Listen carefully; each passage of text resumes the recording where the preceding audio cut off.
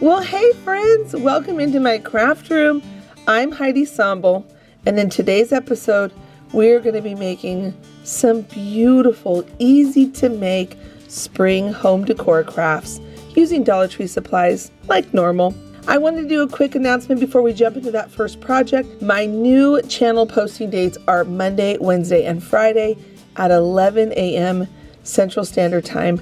Here's a couple of episodes that I have had over this last 2 weeks. If you missed them, I'm going to link them at the end of this video on a playlist so you can check them all out. Now come along and craft with me and let's make something beautiful for our homes.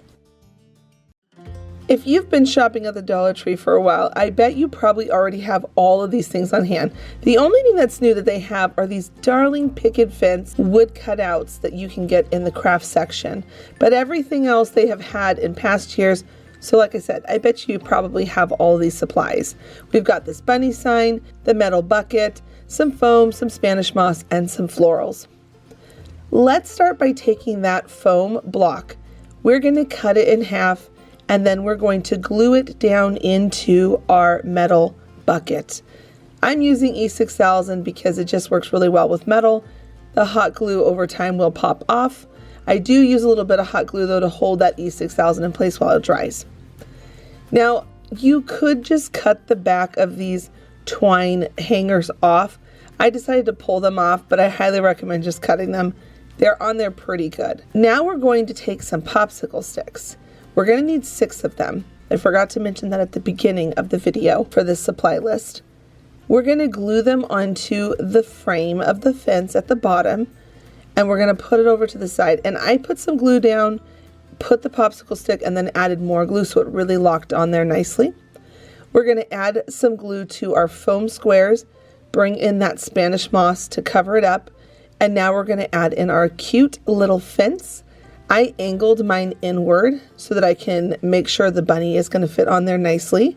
I took apart the bunny sign and only kept the bunny, and I'm going to let the craft sticks that I glued onto it dry for a bit. Now I'm cutting apart all of the florals. I like to cut them down because it allows me to bring them together to look more natural versus just one big giant pick. I put in the boxwood first, all the greenery, and then I'm going to add in my bunny. After that, I add in all of the beautiful florals, however I see fit. Have fun with this part, creating your own little garden box. This was so fun, and it has me so excited for spring to come so that I can garden again.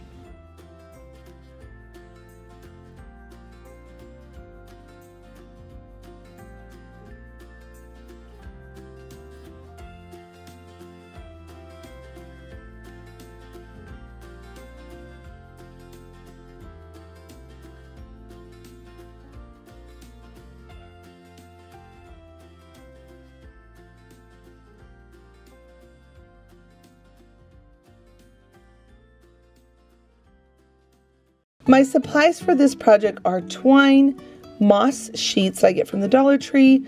I'm going to be using white fabric with a cream burlap. I'm going to use the word spring that I cut out on my Word document program on my computer. And then we're going to make the coolest farmhouse spring banner. Start by cutting apart your letters. I noticed that each sheet, the moss sheets, you can do about 3 letters on each one, depending on what font you're using. Now here is a tip with cutting these. I thought about pinning them down with my straight pin needles, but that wasn't going to work because it's so stiff. It would just bend the needles. So what I'm doing is I'm holding it very firmly to the moss. When you have letters that have an opening in the middle, like a P or an R or a G, the best thing to do is to cut straight up into that hole, cut around, and then come back out and cut out the rest of the outer part of the letter. This is going to save you from cracking the moss sheets and the moss coming off of them very easily. You can see over to the right that I struggled with the letter R, and that happened some, so I saved all of the stuff that came off of it. I'm going to just glue it back together once I put it on the banner piece. So cutting up and through the letter, when you glue it down, you can see the P, the bottom of that P is opened up there. Once I end up gluing it down onto the fabric, you don't even notice that it was cut open. Once all of your letters are cut out, don't they look so cool? These Spanish moss sheets I have had for quite some time, and I haven't done anything with them, and I was like, you know what, I'm going to cut those into letters. You could do this with so many cool phrases on signs, on banners, whatever you want. This would be such a cool thing to cut these into letters and make something really neat like we're about to do right now. I cut all my letters out, I cut some triangles out of the cream burlap, and now I'm going to glue them down onto the white cotton fabric. This is because the cream burlap is very loose knit, and we want to get that look without having it be too flimsy. It can also fray very easily, so putting it on that white cotton is really going to stabilize it more and make it more substantial. Cut those out, and now we're going to glue on our letters. I am already loving how this looks. I actually saw this banner idea years ago on Antique Farmhouse, and the banner sold out so fast I didn't even have a chance to buy it if I wanted to. So when I saw these moss sheets, I thought, wait a second, I can totally make that banner. Now you're going to notice that I have some of the banner pieces with twine already on them. That's because I started gluing it together wrong. Make sure you put it down the correct way. Line them all up where it spells out your word. Otherwise you might accidentally glue them together wrong like I did. And you know, I just made the mistake for you first so that you all don't have to. So I'm going to glue them to the back, making sure they do not get out of order. And I checked them as I was going to make sure that each letter was in the right order. So make sure you've got it flipped the correct way before you glue them down so your word is spelled correctly. And then I'm going to put a long line of glue, put my twine on it, rub that down with a popsicle stick so it's on there really well. And then I'm going to thread on 3 wooden beads.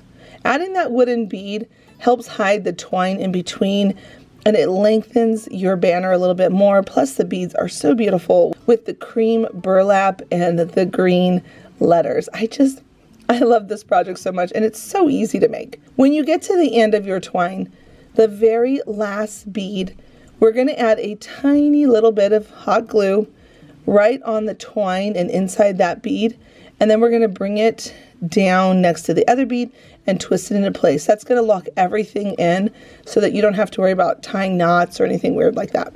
Now you could stop there, but I'm going to take mine a little bit further. I'm going to distress it ever so slightly. I'm coming in with some brown first, and then when it comes to the white, I wanted the paint to be chunkier, like it was maybe in a garden shed and I was painting and it got some paint on it. So I'm using a popsicle stick. I'm tapping it in the paint, and then I'm tapping it onto the banner so that it's making it chunkier, like you accidentally bumped something when you were painting a room. I don't know if you know what I mean, but this is a very popular look in farmhouse style. Once you've got that paint onto your desire, ready to hang up and decorate for spring, isn't it so adorable? I love this. I have it in my living room underneath my big, beautiful floral painting that I picked up from Home Goods. I'm sure some of you are going to ask. This is from Home Goods, and I believe the artist is Karen White.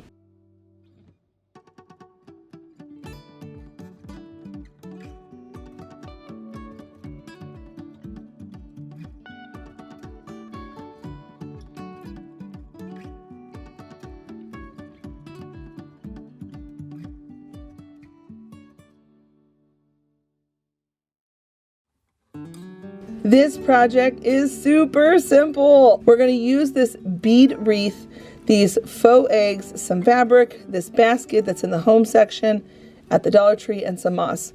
All pretty much Dollar Tree supplies except for the fabric that I always have on hand. I just buy it in bulk and I use it for a ton of different projects. We're going to start with taking that wood bead wreath and we're going to cut it down to the length that we need. And this is going to become the handle on the basket. This is super simple. Just cut it down with some wire cutters. I'm going to link mine down below. I love these wire cutters. They are so fantastic. Add on that wired bead to the basket and tighten it really tightly so that it creates a cute basket. You can stop there because this basket is so cute in itself. Put all kinds of cute little things in it. Or we can take it a step further. I'm going to take that cream burlap. I'm going to put that right down into the basket. I did glue the bottoms in of the corners before I glued it in to the basket. Once I tucked it in there and I liked how it looked, I'm now coming onto the side of that mesh of the basket. I'm adding little droplets of glue so that the fabric is binding to the wire of the basket. It's going to dry clear, so you're not even really going to see it. Since it's white and cream, it won't even be noticeable. But that's going to keep that fabric in there from popping out over time. I'm now going to move over to the white cotton fabric that I have. I'm going to do a snip and then I'm going to do a rip. I love ripping fabric, by the way. This is one of those weird therapeutic things in my craft room that I could do this for tons and tons of projects and never get sick of it. Add some hot glue onto your cream burlap and then take some moss because we're making a bird's nest in this basket. It's going to be so cute when it's all done. I love little things like this for spring. Just not normal spring decor pieces, little baskets with nests. I just think that they're just so charming and whimsical. I really like projects like that. I'm sure you all know if you've been here for a while. Now these eggs, I'm just separating out the cream ones, and I also had some cream eggs that I spray painted earlier from the 6-pack of the colorful eggs, the bigger ones. I just spray painted those cream. I'm bringing these two eggs together like it looks like I went out and collected eggs for my chickens. I don't have chickens, but if I did, I would keep them in a cute basket like this. I'm going to glue all my eggs down in there, and then I'm going to come in with that white cotton fabric from earlier. I'm going to tie a bow onto the basket. And this is going to make it go from it just being a little basket with eggs to it being more farmhouse chic, maybe country cottage. I just love this look, especially for the springtime. I'm going to tie that ribbon a little bit off to the side, not in the center of the basket, because I don't want to take from the eggs. The eggs are really the feature of this basket. And then I'm going to take some twine before I tie my bow. I'm going to wrap it around a couple of times, give it more of a farmhouse look. I'm going to tie that in a knot, and then after I've got the twine on there and everything's situated, I'm going to go ahead and tie a bow with that fabric. I wanted it to be a little bit of a chunkier bow, so I made my strip of fabric a little bit thicker than I normally would. I'm going to cut off those tails, and we have the most charming basket to decorate with.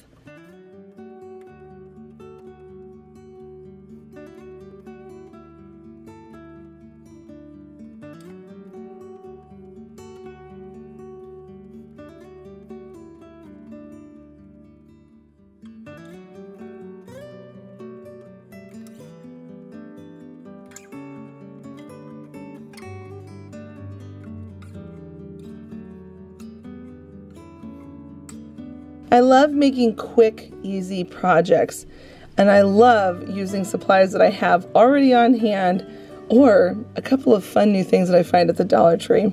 I hope you give these a try, and don't forget to give this video a thumbs up. It always means so much to me. I'm over on Instagram if you didn't know that, and as well, one more reminder, my channel schedule is on Monday, Wednesdays, and Fridays at 11 a.m. Central Standard Time. Here is a playlist of all the spring videos I've done so far this season. Go and check it out. There might be some that you missed from a couple of past videos. And until the next episode, bye friends.